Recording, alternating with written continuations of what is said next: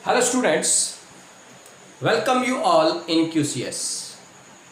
और QCS के इस लेक्चर के अंदर हम दो इम्पोर्टेंट पॉलीमर्स को करने वाले हैं, जिनमें से बहुत इम्पोर्टेंट क्वेश्चंस आपके जेईई मेंस और नीट के अंदर पूछे जाते हैं।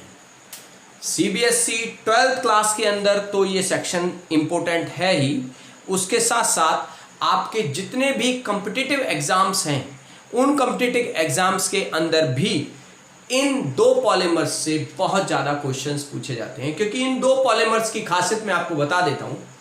इनमें से एक पॉलीमर आपका बायोडिग्रेडेबल है। मैं बायोडिग्रेडेबल पर इतना फोकस इसलिए करा रहा हूं आपका, क्योंकि अभी के दिनों में पॉलीबैग्स जो हैं या पॉलीथीन जो है उसको अवॉइड किया जा रहा है।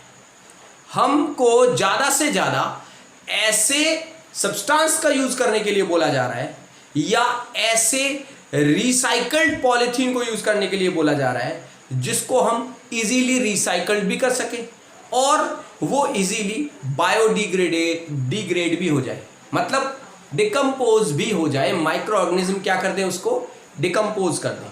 तो इस लेक्चर का फर्स्ट पॉलीमर जो मैं आपको बताने जा रहा हूं वो फर्स्ट पॉलीमर बायोडिग्रेडेबल पॉलीमर है।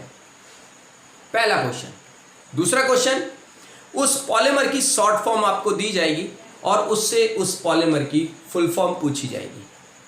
दूसरा क्वेश्चन, उसी पॉलीमर के मोनोमर्स आपसे पूछे जा सकते हैं। तीसरा क्वेश्चन, उसी पॉलीमर के मोनोमर्स का नाम ऐसा क्यों पड़ा, ये सबसे बड़ा क्वेश्चन है। राइट। अब देखिए, हम लेक्चर को स्टार्ट करते हैं और उसी इंपॉर्टेंट फर्स्ट पॉलीमर के साथ हम बात करते हैं। यूनिट हम कर रहे हैं पॉलीमर और टॉपिक है हमारे पास, हम दो टॉपिक करने वाले हैं आज, जिनमें से एक टॉपिक है आपका PHBV जो कि एक बायोडिग्रेडेबल पॉलीमर है। क्या है? Biodegradable polymer. और इसी लेक्चर के अंदर हम एक नॉन बायोडिग्रेडेबल पॉलीमर भी करेंगे, ग्लिप्टल, जिसके मोनोमर्स के बारे में बहुत ज्यादा आपसे पूछा जाता है या ग्लिप्टल को बनाने के लिए पूछ लिया जा सकता है, ग्लिप्टल का यूज पूछा जा सकता है आपसे। बट ज्यादातर फोकस क्या किया जाता है, मोस्ट ऑफ द स्टूडेंट्स को ग्लिप्टल के मोनोमर्स याद ही नहीं रहते हैं। राइट। या ग्लिप्टल को कैसे फॉर्म किया जाए, अगर आप NCERT बुक उठाते हैं 12th की और उसके अंदर आप ग्लिप्टल को कहीं ढूंढेंगे ना, तो ग्लिप्टल आपको वहां पर सिर्फ और सिर्फ एक टेबल के अंदर लिखा हुआ मिलेगा with their monomers, that's it. Formation आपको नहीं मिलेगी। वो फॉर्मेशन आपको कौन दे रहा है अब यहां पर?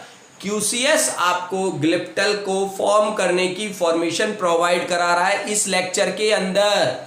राइट स्टूडेंट्स, तो हम स्टार्ट करते हैं सबसे पहले पॉलीमर से। पॉलीमर यूनिट का सबसे पहला पॉलीमर इस लेक्चर का, जो कि किस नाम से जाना जाता है, जिसे हम बोलते हैं PHBV। मोस्ट इंपोर्टेंट है स्टूडेंट्स ये, क्योंकि PHBV एक बायोडिग्रेडेबल पॉलीमर है और इसकी फुल फॉर्म क्या होती है वो देख लीजिए, पॉली बीटा हाइड्रोक्सी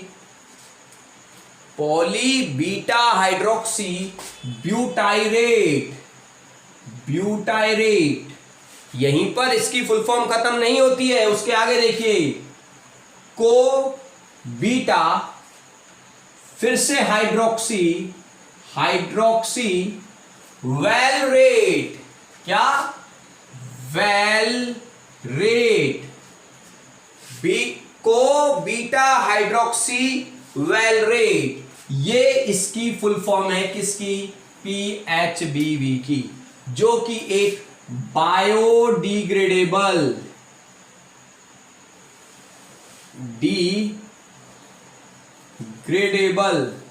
पॉलीमर के नाम से जाना जाता है। या हम जानते हैं, आपसे जब आपसे पूछा जाए 1 मार्क्स में कि किसी एक बायोडिग्रेडेबल पॉलीमर का आप नाम लिखिए, तो आपको तुरंत ध्यान में आना चाहिए PHBV is a biodegradable polymer. Right students, आगे देखते हैं। ये तो हो गई PHBV की फुल फॉर्म, बट आपको पता होना चाहिए कि PHBV के मोनोमर्स कौन कौन से हैं। क्या है? मोनोमर्स के बारे में पता होना चाहिए। मैं आपको साफ साफ बता दूं, PHBB दो मोनोमर कंटेन करता है। क्या कंटेन करता है? दो मोनोमर कंटेन करता है। उन दो में से पहला मोनोमर जो है, उस पहले मोनोमर को हम बोलते हैं 3 हाइड्रोक्सी ब्यूटेनोइक एसिड। ध्यान से देखिए, 3 हाइड्रोक्सी ब्यूटेनोइक एसिड, या आप इसे क्या बोल सकते हैं? आप इसका नाम लिख सकते हैं बीटा हाइड्रोक्सी ब्यूटेनोइक एसिड। दो मोनोमर में से पहला मोनोमर तो ये है, और सेकंड मोनोमर कौन सा है आपका? ये सेकंड मोनोमर आप यहां देखिए, सेकंड मोनोमर होगा 3 hydroxy pentanoic acid. Pentanoic acid, या आप इसको और किस नाम से कह सकते हैं? आप बोल सकते हैं बीटा हाइड्रोक्सी पेंटेनोइक एसिड। अब आपको समझ में आ गया होगा कि जो ये PHBB है, उसकी जो मैंने फुल फॉर्म ली, उसमें मैंने 2 बार बीटा यूज किया। इसीलिए मैंने बीटा यूज किया क्योंकि यहां पर जो 2 डिफरेंट मोनोमर्स हैं, उन दोनों डिफरेंट मोनोमर्स के जो फंक्शनल ग्रुप्स हैं, जो पार्टिसिपेट करेंगे किसके अंदर? बॉन्ड फॉर्मेशंस के अंदर, और क्या बनाएंगे? मोनोमर बनाएंगे। वो दोनों के दोनों फंक्शनल ग्रुप किस पर लगे हुए हैं? 3rd कार्बन पर या बीटा कार्बन पर जुड़े हुए हैं। इसीलिए हम इनका नाम या तो 3 हाइड्रोक्सी पेंटेनोइक एसिड बोलेंगे, या बीटा हाइड्रोक्सी पेंटेनोइक एसिड, या 3 हाइड्रोक्सी ब्यूटेनोइक एसिड बोलेंगे, या 3 hydroxy beta hydroxy pentanoic acid. अब मैं आपको स्ट्रक्चर क्लियर करता हूं कि ये 3 और बीटा सेम क्यों है, उस पर ध्यान दीजिए आप। सबसे पहले जब भी आपको किसी ऑर्गेनिक कंपाउंड का स्ट्रक्चर बनाना है ना, तो आप सबसे पहले यहां देखिए लास्ट वाले पोर्शन। लास्ट वाला पोर्शन कह रहा है ब्यूटेनोइक एसिड। ब्यूटेनोइक एसिड का मतलब, ब्यूट मतलब 4 कार्बन, और फर्स्ट कार्बन पर कार्बोक्सिलिक ग्रुप लगा हुआ है, तभी तो एक एसिड लगा है। तो हम बात करते हैं यहां पर 1 2 3 4। मैंने इसको इस तरीके से लिया, ये 4th वाला कार्बन नीचे ले लिया मैंने नीचे क्यों लिया वो मैं अभी आपको एक्सप्लेन करता हूं। एक्सप्लेन इसलिए कर रहा हूं, देखिए यहां पर ये फर्स्ट कार्बन है, इस पे तो आपका कार्बोक्सिलिक ग्रुप जुड़ा हुआ है, ये वाला फर्स्ट कार्बन। ये हो गया सेकंड कार्बन, ये हो गया 3rd कार्बन, ये हो गया 4th कार्बन। आपको 3rd कार्बन पर क्या जोड़ना है? हाइड्रोक्सी जोड़ना है। हाइड्रोक्सी का मतलब OH ग्रुप जोड़ना है आपने, और बाकी सभी कार्बन्स की आपने वैलेंसी पूरी कर देनी है हाइड्रोजन दे करके। देखिए ये कार्बन इधर और इधर एक एक और एक 2 बॉन्ड बना रहा है, तो आप इसको क्या देंगे? H2 दे देंगे। ये कार्बन 3 बॉन्ड बना रहा है, तो यहां क्या होगा? CH होगा। ये कार्बन सिर्फ एक ही बॉन्ड बना रहा है, तो यहां क्या होगा? CH3 होगा। ये आपका बन गया क्या? अगर मैं नाम के अकॉर्डिंग बोलूं तो ये आपकी स्ट्रेट चेन होती है, ये वाली, और इस स्ट्रेट चेन में फर्स्ट पर कार्बोक्सिलिक ग्रुप लगा हुआ है, और 3rd पर हाइड्रोक्सिल ग्रुप है, और 4 कार्बन की चेन है, इसलिए हम इसे क्या बोल रहे हैं? 3 हाइड्रोक्सी ब्यूटेनोइक एसिड। अब इसी को बीटा हाइड्रोक्सी ब्यूटेनोइक एसिड क्यों बोलते हैं वो भी समझिए। जो हमारा स्ट्रॉन्ग फंक्शनल ग्रुप होता है, यहां पर 2 फंक्शनल ग्रुप है, एक कार्बोक्सिलिक और एक एल्कोहलिक। इन दोनों में से ये हमारा स्ट्रॉन्ग फंक्शनल ग्रुप है। तो स्ट्रॉन्ग फंक्शनल ग्रुप जिस कार्बन पर जुड़ा होता है, ध्यान दीजिए, यहां पर ये जो स्ट्रॉन्ग फंक्शनल ग्रुप है, इसका भी खुद का एक कार्बन है जिसको मैं 1 काउंट कर रहा हूं, बट इसको आप अल्फा नहीं बोलेंगे। मैं कह रहा हूं स्ट्रॉन्ग फंक्शनल ग्रुप जिस कार्बन पर जुड़ा होता है, उस कार्बन को हम क्या बोलते हैं? Alpha carbon. उससे अगले वाले को क्या बोलते हैं? Beta carbon. उससे अगले वाले को क्या बोलते हैं? Gamma carbon. अब देखिए बीटा वाले कार्बन पर क्या जुड़ा हुआ है? हाइड्रोक्सी ग्रुप जुड़ा हुआ है, तो आप इसको कैसे बोल सकते हैं? आप इसको बोल सकते हैं beta hydroxy butanoic acid.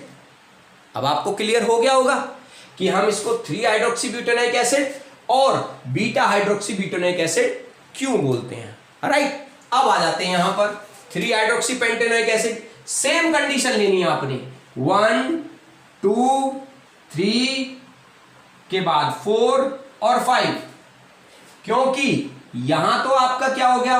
Carboxylic group हो गया। ये तो हो गया फर्स्ट कार्बन, ये हो गया सेकंड, ये हो गया 3rd, ये 4th और ये 5th। अब मैंने थर्ड से ही नीचे क्यों ले लिए 2 कार्बन, क्योंकि यहां तो आपको क्या जोड़ना है, हाइड्रोक्सी ग्रुप जोड़ना है, और बाकी सबकी वैलेंसी पूरी करनी है। तो ये CH2, ये H, ये CH2 और ये CH3। आपको दिख रहा होगा लॉन्गेस्ट चेन तो ये बन गई आपकी, कितने की, 5 कार्बन की। और इस 5 कार्बन में थर्ड कार्बन पर हाइड्रोक्सी जुड़ा हुआ है और पेंटेनोइक 5 कार्बन की चेन है और ओइक फंक्शनल ग्रुप हमारा क्या है, स्ट्रॉन्ग। तो ये तो नाम इसका क्लियर हो गया, 3 हाइड्रोक्सी पेंटेनोइक एसिड। बट इसे बीटा हाइड्रोक्सी पेंटेनोइक एसिड भी क्यों बोलते हैं, क्योंकि ये जो मेन फंक्शनल ग्रुप है ये अल्फा कार्बन पर जुड़ा हुआ है और उससे आगे बीटा कार्बन पर क्या जुड़ा हुआ है, हाइड्रोक्सी ग्रुप जुड़ा हुआ है। इसलिए हम इसको क्या बोल सकते हैं, beta hydroxy pentanoic acid. Right students, तो यहां तक मैंने आपको इसकी बेसिक इंफॉर्मेशन दी। अभी तक मैंने पॉलीमर नहीं बनाया है, मैंने आपको सिर्फ और सिर्फ इस पॉलीमर से आपको इंट्रोड्यूस कराया है कि इस पॉलीमर का जो नाम है PHBB।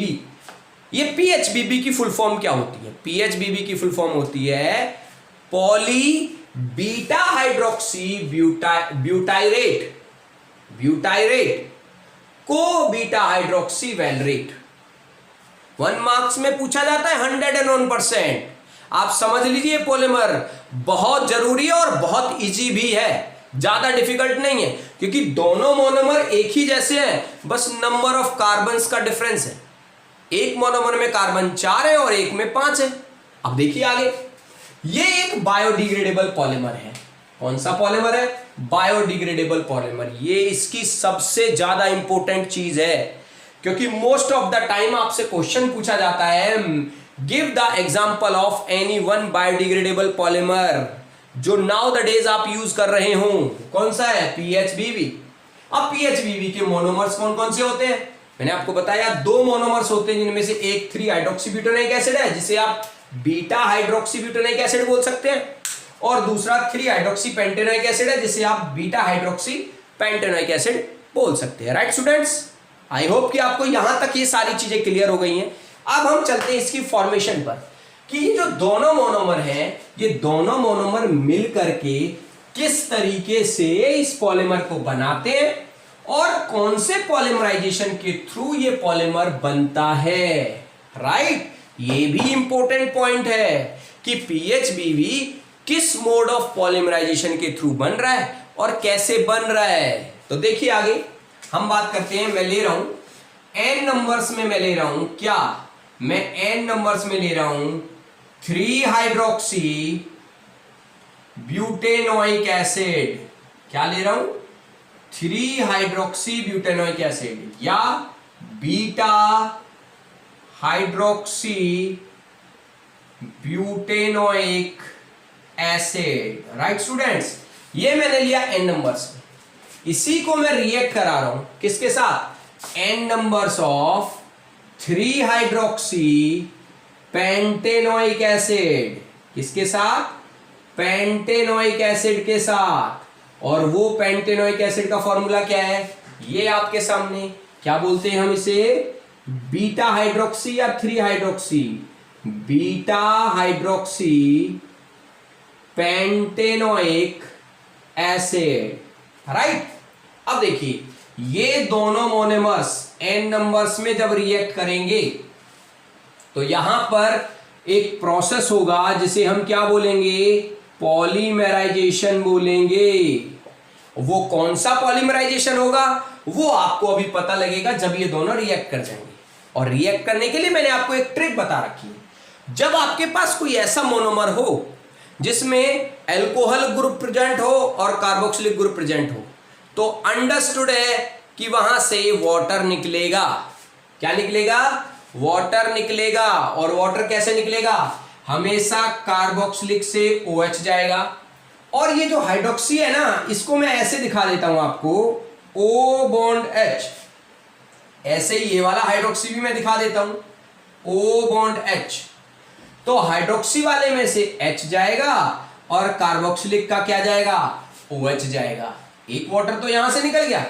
ऐसे ही ये H इधर वाले हाइड्रोक्सी के साथ चला जाएगा और ये वाला OH इधर वाले H के साथ चला जाएगा। मतलब आपको क्या पता लगा कि यहां से जब ये n नंबर्स रिएक्ट करेंगे तो यहां से n number of water molecules निकल जाएंगे। और ऐसा पॉलीमराइजेशन जिसमें n number of water molecule या n नंबर ऑफ एल्कोहल्स या n नंबर ऑफ HCl अगर रिमूव हो रहे हो तो उस पॉलीमराइजेशन को क्या बोलते हैं? हम उसे बोलते हैं कंडेंसेशन पॉलीमराइजेशन। क्या बोलते हैं? Condensation polymerisation. मतलब PHBV जो कि एक बायोडिग्रेडेबल पॉलीमर है, उसकी फॉर्मेशन कंडेंसेशन पॉलीमराइजेशन के थ्रू होती है। Is it clear? अब बनेगा क्या आपके पास? देखिए यहां पर क्या रह गया आपके पास? यहां रह गया O, फिर यहां पर CH के साथ ये CH3, फिर यहां पर CH2 और यहां अगर आप देखोगे तो C डबल बॉन्ड। उसके बाद ये पोर्शन निकल चुका है। ये डायरेक्ट कनेक्ट किससे होगा? O से कनेक्ट होगा और फिर यहां पर CH के साथ CH2 और CH3 और इधर CH2 C double bond O। ये इसके दो कॉर्नर्स रहेंगे जिसको आप ऐसे करके n नंबर्स दिखा सकते हैं। ये आपका क्या बन गया? ये बन गया PHBV जो कि एक बायोडिग्रेडेबल पॉलीमर है। Is it clear? इस बायोडिग्रेडेबल पॉलीमर को आप पॉलीएस्टर भी बोल सकते हैं। क्या बोल सकते हैं? पॉलीएस्टर। पॉली का मतलब होता है बहुत सारे, एस्टर मतलब एस्टर ग्रुप, और एस्टर ग्रुप कौन सा होता है? देखिए ये आपका एस्टर ग्रुप है, मैं यहां पर मेंशन कर देता हूं अलग कलर से। ये जो आपका ग्रुप है ये COO कौन सा ग्रुप है? Ester group. जब ये एस्टर ग्रुप इन दोनों मोनोमर्स को जोड़ रहा है तो इधर भी ये एस्टर ही जोड़ेगा, क्योंकि ये तो n नंबर्स ऑफ मोनोमर्स है ना, तो ये n नंबर्स ऑफ मोनोमर्स इस एस्टर ग्रुप के थ्रू जुड़ रहे होंगे, तभी तो पॉलीमर बन रहा होगा। तो जब बहुत सारे एस्टर इसके अंदर प्रेजेंट होंगे तभी तो आपका पॉलीमर बनेगा। इसीलिए आप इसे क्या बोल सकते हैं? पॉलीएस्टर भी बोल सकते हैं। आपसे पूछा जा सकता है किसी ऐसे पॉलीएस्टर पॉलीमर के बारे में बताइए जो कि बायोडिग्रेडेबल हो। क्वेश्चन को घुमा दिया। ट्विस्ट, ये ट्विस्ट दिमाग के अंदर रखना है। बायोडिग्रेडेबल पूछा है, आपसे ये नहीं पूछा कि कोई भी पॉलीमर पॉलीएस्टर बताइए। आपसे पूछा है ऐसा पॉलीमर जो पॉलीएस्टर भी हो और बायोडिग्रेडेबल भी हो। उसी में एक ही नाम आता है और वो नाम क्या है आपका? वो नाम है PHBV। कौन सा नाम है? PHBV।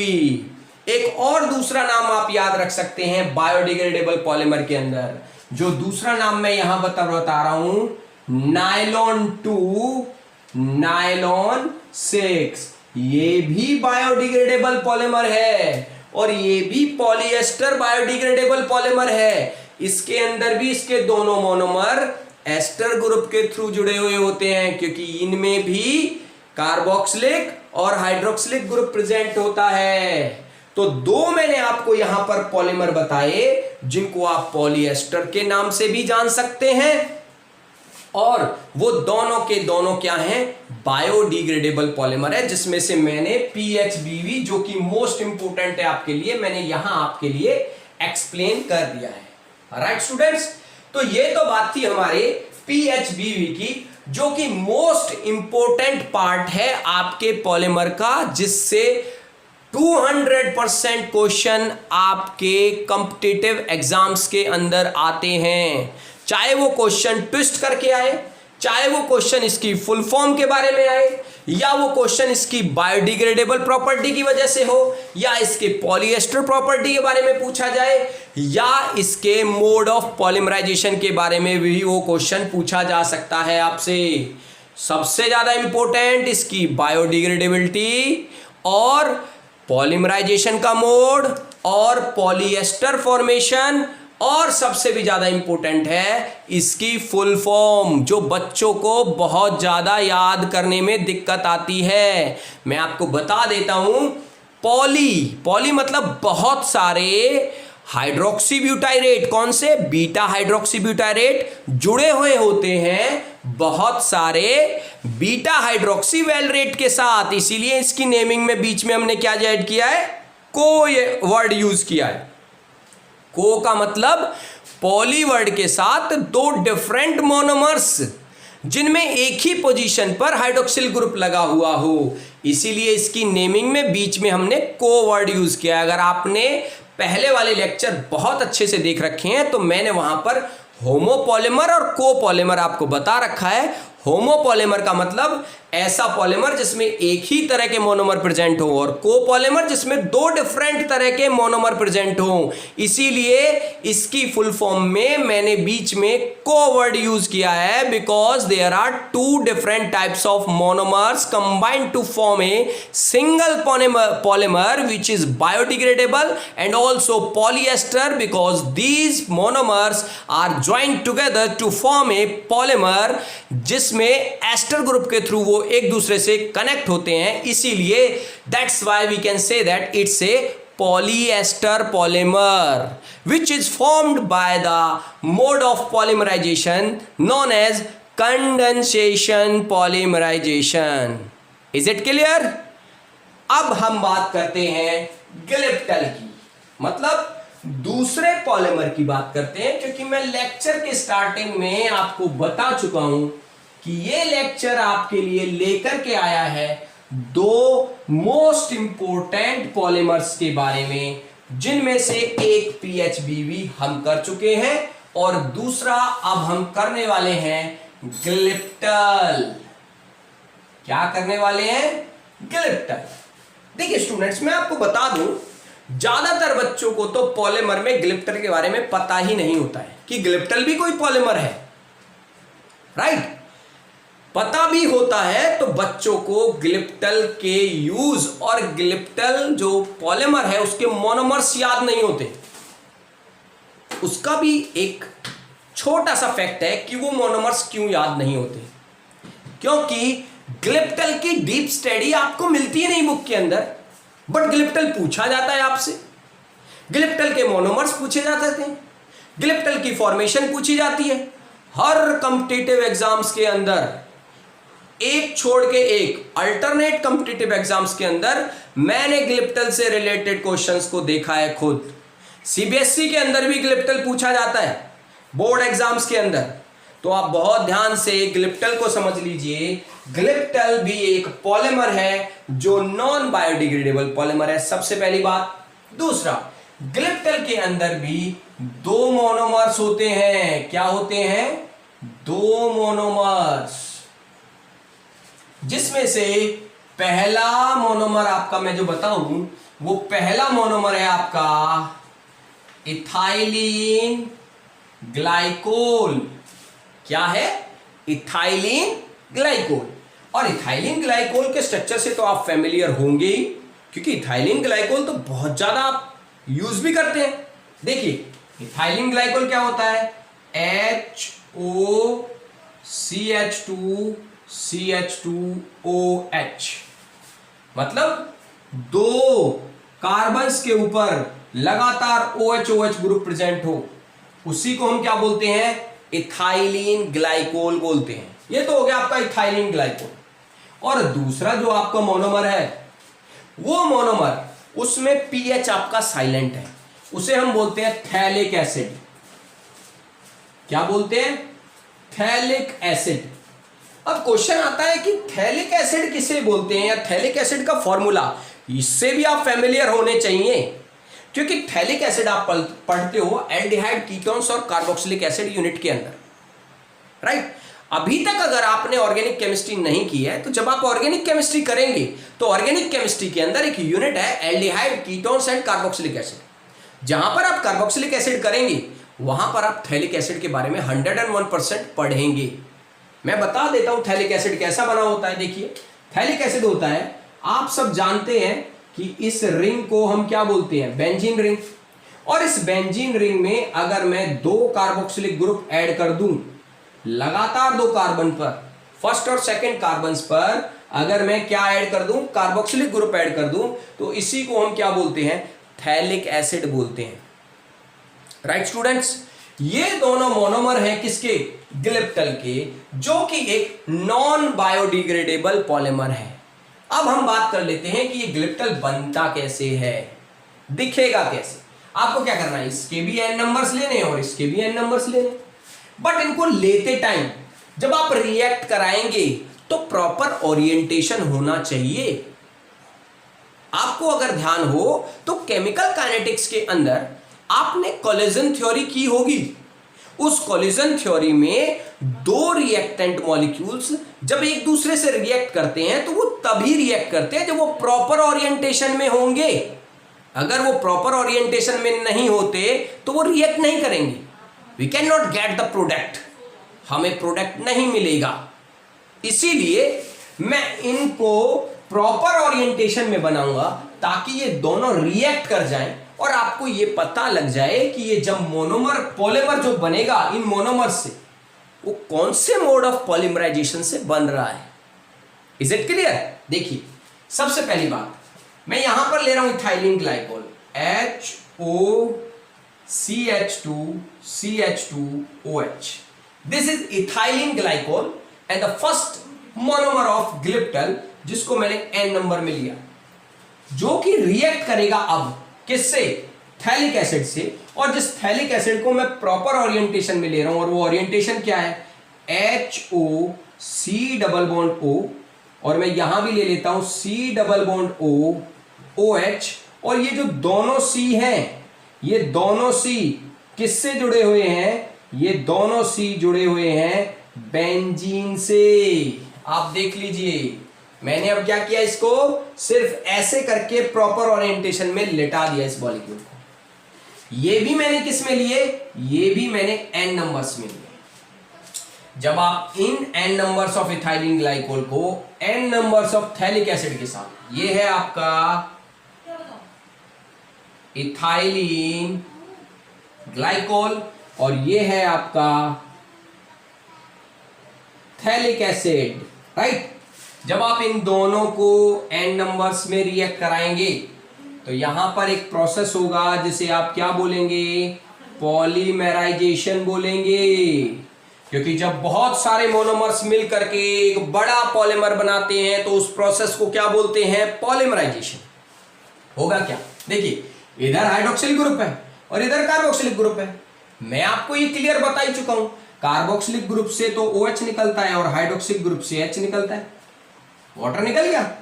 ऐसे ही ये वाला H इधर वाले हाइड्रोक्सिल ग्रुप के साथ चला जाएगा, ये वाला OH इधर वाले के साथ चला जाएगा, क्योंकि ये तो N नंबर्स में है।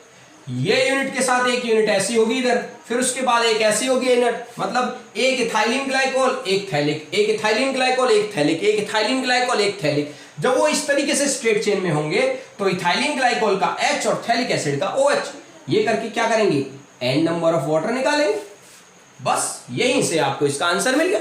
N नंबर ऑफ वाटर निकलने का मतलब ये कौन सा हो गया? कंडेंसेशन।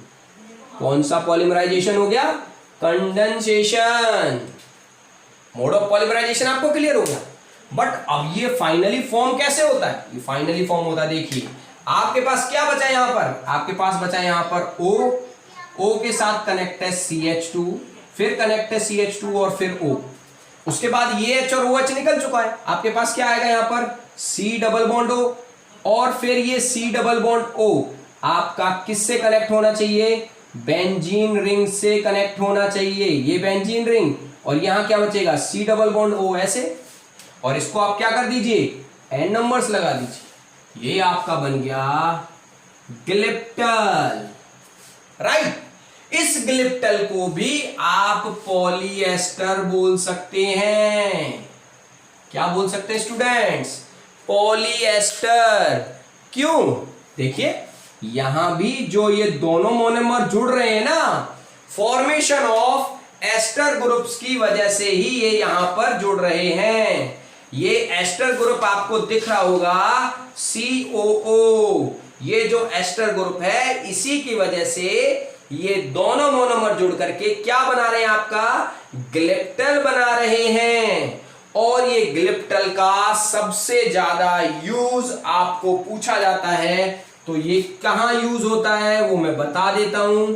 इसका यूज होता है मैन्युफैक्चर ऑफ पेंट्स।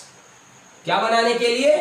पेंट्स को मैन्युफैक्चर करने के लिए, और लिक्वर्स बनाने के लिए, और या एंड भी लिख सकते हैं क्या बनाने के लिए? लैक्यूअर्स, LACQUERS,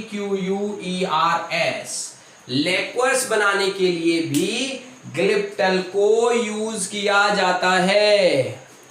I hope you understand both the polymers with their monomers and mode of polymerization means formation of polymer। मैंने आपको बताया यहां पर ग्लिप्टल एक नॉन बायोडिग्रेडेबल पॉलीमर है। क्या है? ये एक नॉन बायोडिग्रेडेबल पॉलीमर है, राइट। नॉन बायोडिग्रेडेबल पॉलीमर का मतलब होता है कि इसको माइक्रो ऑर्गेनिज्म डिकम्पोज नहीं कर पाते। वंस आप एक बार इसे बना लेते हैं तो ये इसको डिस्ट्रॉय इजीली नहीं किया जा सकता। ग्लिप्टल को पॉलीएस्टर भी बोलते हैं क्योंकि जब ये ग्लिप्टल बनता है तो इसके मोनोमर्स एस्टर ग्रुप के थ्रू एक दूसरे से ज्वाइंट हो रहे होते हैं। ग्लिप्टल की जो फॉर्मेशन है वो कंडेंसेशन मोड ऑफ पॉलीमराइजेशन से हो रही है, क्योंकि कंडेंसेशन मोड ऑफ पॉलीमराइजेशन हम किसे बोलते हैं?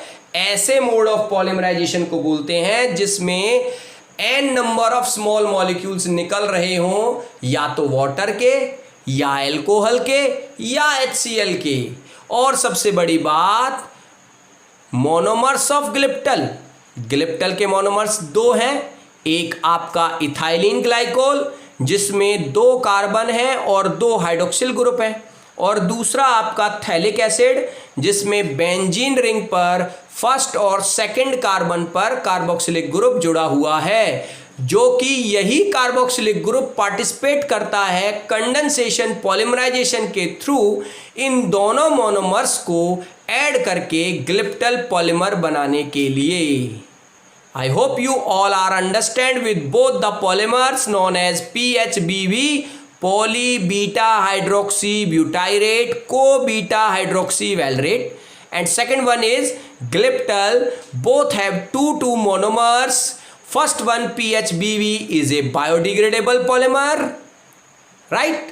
Also known as polyester, and second gliptal is a non-biodegradable polymer, also is a polyester, because both the polymers are formed by the bond formation या combination through the ester group in their mode of polymerization. Is it clear students?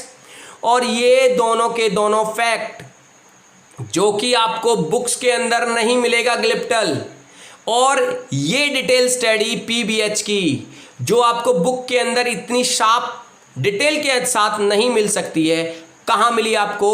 Only on QCS पर। तो students QCS को subscribe करना, share करना और like करना बिल्कुल नहीं भूलिएगा, क्योंकि जब आप ये लेक्चर देखेंगे, बहुत ध्यान से जब आप ये लेक्चर देखेंगे, तो यू फाइंड कि आपने इस लेक्चर के अंदर जो भी मैं बोल रहा हूं, अगर वो एक एक वर्ड ध्यान से सुना है, तो डेफिनेटली इसके बाद आप ग्लिप्टल और पीबीएच दोनों पॉलीमर्स को लाइफ में भूलने वाले नहीं हैं। इसीलिए लेक्चर को देखने के तुरंत बाद ही लाइक का बटन दबाइए और बेल आइकन भी दबा दीजिए, ताकि आने वाले जो नेक्स्ट लेक्चर्स हैं, इंपॉर्टेंट नेक्स्ट लेक्चर्स हैं, जो आपको हर कॉम्पिटिटिव एग्जाम्स के लिए आपकी स्टडी प्रोवाइड करेंगे, वो डायरेक्ट जैसे ही लेक्चर QCS पर आए तो डायरेक्ट बेल आइकन आपको बता दे कि yes, QCS give you another chance to attempt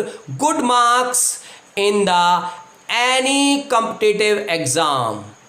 तो स्टूडेंट्स, आई होप कि आपको ये दोनों के दोनों पॉलीमर्स बहुत अच्छे से समझ में आए होंगे। इसीलिए चैनल को ज़्यादा से ज़्यादा सब्सक्राइब कराइए। और लॉकडाउन, हमें पता है कि 4th लॉकडाउन बढ़ गया है, मगर QCS के अंदर कोई लॉकडाउन नहीं है। QCS आपकी स्टडी को कंटिन्यू रखने वाला है।